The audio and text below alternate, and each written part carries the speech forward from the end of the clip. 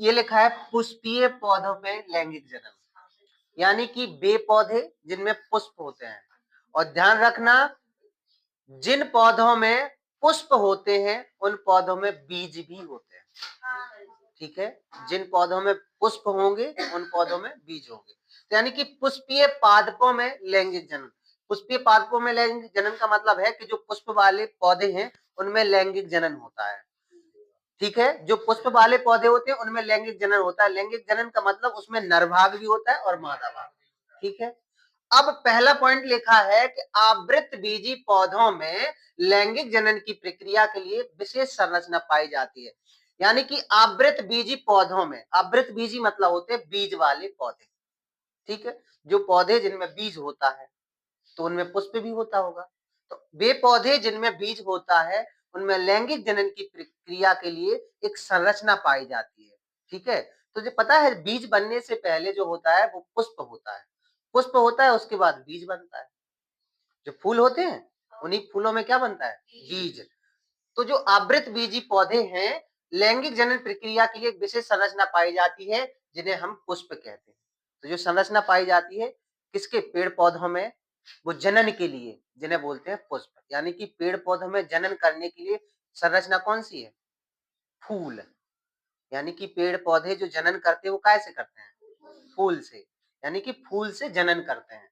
फूल में क्या होता है? एक मादा भाग होता है, एक नर भाग होता है। ठीक है, तो ये पता है आवृत बीजी पौधों में होता है। आवृत बीजी का मतलब बीज वाले पौधे जिनमें बीज बनता है। तो जिनमें बीज बनता है इसका मतलब उनमें फूल होता है।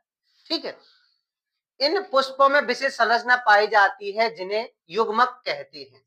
इनमें देखो संरचना पाई जाएगी जिनमें युग्मक कहेंगे। वो युग्मक क्या है? एक युग्मक है नर भाग, एक युग्मक है मादा भाग। तो इनमें देखेंगे कौन भाग नर है और कौन भाग मादा है। ठीक है, यदि एक ही पुष्प में नर एवं मादा भाग एक साथ पाए जाएं, तो देखो कभी कभी क्या होता है कि पुष्प है उसमें नर और मादा एक ही फूल में है। जो पुष्प है, फूल है, उसमें नर भाग भी है और मादा भाग भी है। यानी एक पुष्प में नर भाग और मादा भाग दोनों है। यानी इस स्त्री वाला भाग भी है उसी पुष्प में, उसी पुष्प में पुरुष वाला भाग है। तो वो जो पुष्प कहलाते हैं वो कहलाते हैं उभयलिंगी। उभयलिंगी, उभयलिंगी मतलब उनमें नर भाग भी है, मादा भाग भी है। इसमें लिखा है ना उभयलिंगी। यदि एक ही पुष्प में नर एवं मादा भाग एक साथ पाए जाए, यदि एक ही पुष्प में नर एवं मादा भाग, नर एवं मादा भाग एक साथ पाए जाए तो वो होते हैं उभयलिंगी। उभयलिंगी कौन होते हैं? जिनमें नर भाग और मादा भाग दोनों एक ही फूल में पाए जाते हैं। और जिनमें नर भाग के लिए अलग फूल होता है, मादा भाग के लिए अलग फूल होता है, वो होते हैं एकलिंगी फूल। कह सकते हैं एकलिंगी पुष्प।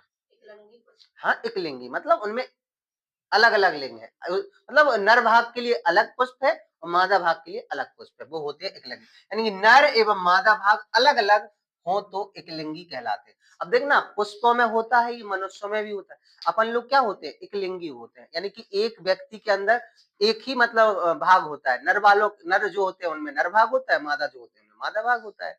तो ऐसे ही पुष्पों में होता है। और जिनमें दोनों भाग एक ही पुष्प में है तो वो है उभयलिंगी। जिनमें अलग अलग हैं तो वो एकलिंगी पुष्प। तो एकलिंगी पुष्प में क्या होगा? नर भाग के लिए अलग फूल होगा, मादा भाग के लिए अलग फूल होगा। उभयलिंगी में नर भाग के लिए और मादा भाग के लिए एक ही फूल है, वो उभयलिंगी है। तो यानी कि ये सब किसमें होता है? पुष्पी पादपों में। समझ में आ रहा है? इतना इतना तो समझ में आ गया। देखो फिर से बता दें, आवृत बीजी पौधों में लैंगिक जनन की प्रक्रिया के लिए एक विशेष संरचना पाई जाती है जिसे पुष्प कहते हैं।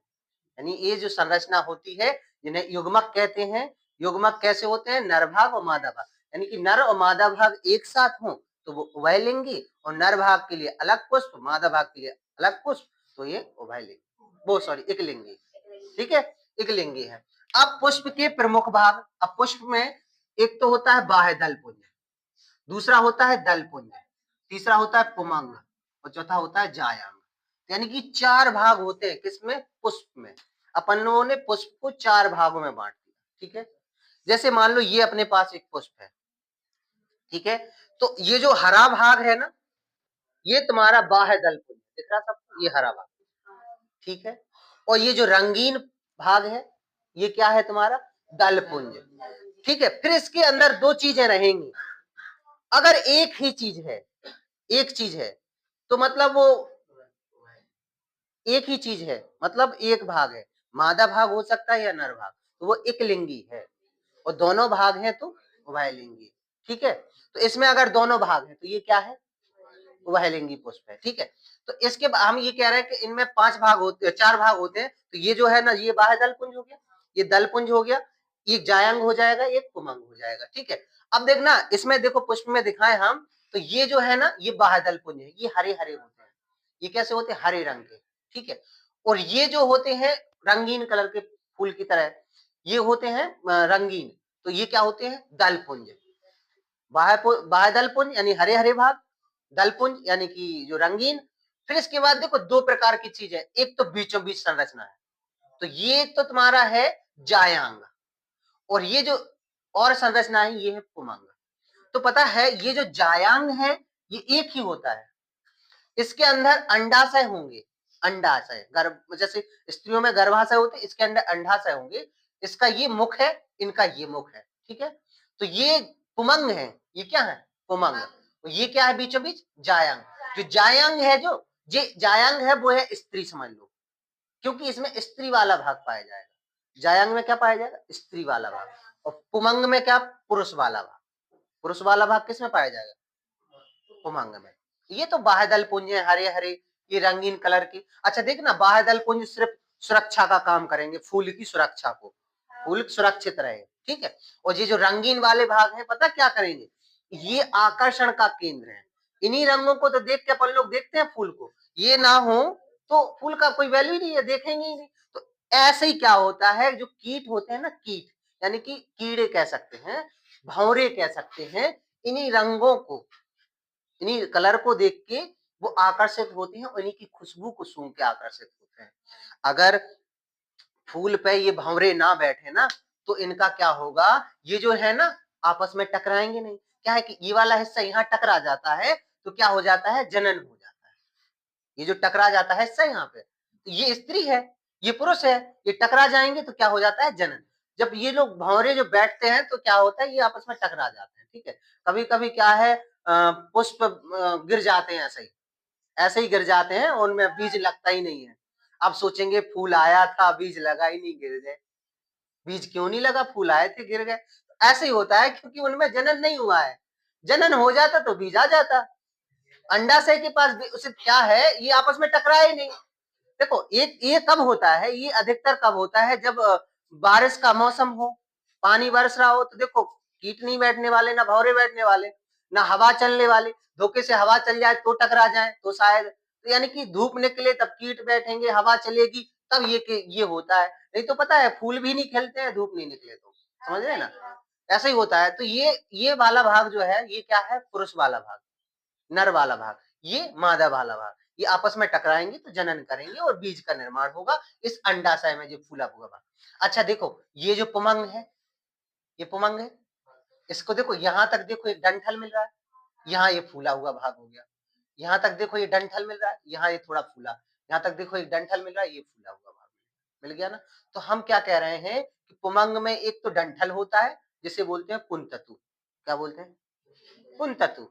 ये जो डंठल है इसे क्या बोलते हैं, पुंततु। और ये फूला भाग हुआ भाग क्या होता है, परागकोश।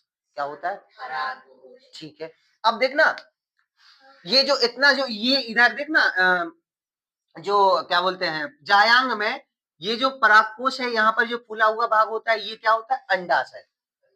इसमें क्या है, बीजांड पनपते हैं, छोटे छोटे बीज पनपते हैं इसके अंदर। ठीक है, जब इनके बीच जनन हो जाता है तब बीज पनपते हैं छोटे छोटे। ठीक है, अब आप यहां से देखना, हम बाह्य दल पुंज के बारे में बताएं तो यह है पुष्प का सबसे बाहरी आवरण होता है। देखो सबसे बाहरी भाग होता है पुष्प का। ये क्या काम करता है, ये सुरक्षा का कार्य करता है। काय का कार्य करता है, ठीक है। यह सामान्यतः हरे रंग का होता है, हरे रंग का होता है कि नहीं होता है कि नहीं होता है, ठीक है। इनकी संख्या 3 से 5 होती है। ये जो होते हैं ना नीचे, कितने होते हैं, लगभग 3 से 5 होते हैं। ठीक है, कितने होते हैं, 3 से 5 संख्याओं में होते हैं, जिन्हें हम बाह्य दल पुंज कहते हैं। यानी कि हरा भाग होता है, बाहरी भाग होता है, इसका काम होता है फूल की सुरक्षा करना। ठीक है, फूल की सुरक्षा करना, ये 3 से 5 होते हैं। ठीक है, ये सामान्यतः 3 से 5 होते हैं, जिन्हें हम बाह्य दल पुंज कहते हैं। ठीक है, इतनी चीज समझ में। इसके बाद क्या है दलपुंज, ये प्राय रंग बिरंगे होते हैं। रंग बिरंगे होते हैं क्यों? क्योंकि ये आकर्षण कर सके भंवरों को, ठीक है, ताकि इन पे कीड़े बैठे, कीट पतंगे बैठे, ताकि कीट पतंगे बैठेंगे, यहाँ से ये टकराएंगे, इधर से इधर ऐसे करते रहेंगे, आपस में टकरा जाएंगे और फिर क्या हो जाएगा, जनन हो जाएगा। ठीक है, कभी कभी कहते हैं फूल है ना, तो फूलों को आपस में टकरा दो, फिर अच्छे अच्छे फल लगेंगे, उसमें फल लग जाएंगे। तो ऐसा होता है, ठीक है, हाँ ऐसा होता है, ठीक है, यही वो टकराएंगे नहीं तो फिर बीज नहीं बनेंगे ना, ठीक है। फिर दलपुंज ये प्राय रंग बिरंगे होते हैं। ये कैसे होते हैं? रंग बिरंगे। इस चक्र को दल कहते हैं, पेटल्स कहते हैं, इन्हीं को बोलते हैं पेटल्स। इन्हीं को क्या बोलते हैं? पेटल्स। इनकी संख्या 5 से 8 हो सकती है। इनका कार्य कीटों को आकर्षित करना होता है। हमने कहा था ये कीटों को क्या करेंगे, अगर जब रंग बिरंगे होंगे तो कीटे तो मतलब कीट आएंगे ही आएंगे। जब अपन लोग आकर्षित होते हैं तो कीट तो होंगे ही होंगे, ठीक है। इन्हीं को देख के आकर्षित होते हैं अपन लोग, इसको देख के थोड़ी ना आकर्षित होते हैं। किसको देख के आकर्षित होते हैं? ना इस वाले भाग को देख के आकर्षित होते हैं अपन लोग, इसी वाले भाग को देख के आकर्षित होते हैं। तो ये जो दलपुंज होता है, इसी को देख के आकर्षित होता है। यह पुष्प का आवाज देखो। अब इसके बाद ये पुमंग। पुमंग, पुमंग मतलब पुंकेसर। पुंकेसर, पुमंग मतलब पुंकेसर। ये क्या होगा? पुमंग। इसी के बगल में लिख सकते हैं पुंकेसर। पुंकेसर क्या बोल सकते हैं? पुंकेसर। जायंग को क्या बोलते हैं? स्त्री केसर। स्त्री केसर। स्त्री केसर मतलब स्त्री वाला भाग। जायंग क्या है? स्त्री वाला भाग। और पुमंग क्या है? पुरुष वाला भाग। तो पुंकेसर मतलब पुरुष वाला भाग, ठीक है। तो यह पुष्प का आवश्यक नर अंग होता है। पुमंग क्या होता है? नर अंग। नर मतलब पुरुष, यानी कि जो पुमंग है वो पुमंग है, पुष्प का कौन सा भाग होता है? नर अंग होता है। इसके अवयव को पुंकेसर कहते हैं। क्या कहते हैं? पुंकेसर कहते हैं। इनमें पुंततु और परागकोश पाया जाता है। इनमें क्या पाया जाता है? पुंततु और परागकोश। पुंततु कहां से होता है? यहां से लेकर यहां तक होता है, डंठल वाला भाग। और ये जो फूला हुआ भाग क्या होता है? परागकोश होता है। होता है कि नहीं होता है? ठीक है। इसके बाद पुंततु, डंठल, परागकोश, फूला हुआ भाग होता है। अब जायंग क्या होता है? जो जायंग होता है यह पुष्प का मादा अंग होता है। कौन सा? मादा। मादा कहे तो स्त्री वाला। इसे क्या बोलेंगे? स्त्री केसर। इसको अपन लोग दो हिस्सों में बांटते हैं। तो ये तो तुम्हारा परागकोश है यहाँ पर, तो ये तुम्हारा क्या हो जाता है? अंडाशय। और ये क्या होता है तुम्हारा? डंठल। क्या होता है? डंठल होता है, ठीक है। और देखना, ये जो जनन करते हैं ये किसके द्वारा करते हैं? ये पुष्प जनन करते हैं, परागण द्वारा करते हैं। यह परागण क्या होता है? तो परागण होता है कि आंधी चले, हवा चले, कीट पतंगे, ठीक है, ये सब क्या करेंगे? आएगा तो ये जो इन चीजों को क्या कराएंगे? टकराएंगे, ठीक है, इन चीजों को टकराएंगे जिससे जनन होगा, ठीक है। और ये जिनमें सोच लेना बीज कम पनप रहे हैं तो इसका मतलब है उनमें जनन नहीं हो पा रहा है, इसलिए वो बीज नहीं बन पा रहे हैं। तो या तो मौसम खराब है, ठीक है, या फिर कुछ और भी हो सकता है जिस वजह से क्या होते हैं, इनमें जनन नहीं हो रहा है, तो ये बीज नहीं बन रहे हैं, बीज कम हो रहे हैं, ठीक है। ये सब होता है। इतना समझ में आया हो तो बताओ। आ गया? बोलो अच्छा नहीं आया हो तो फिर बताओ। आ गो। अब इनसे 500 रुपए जल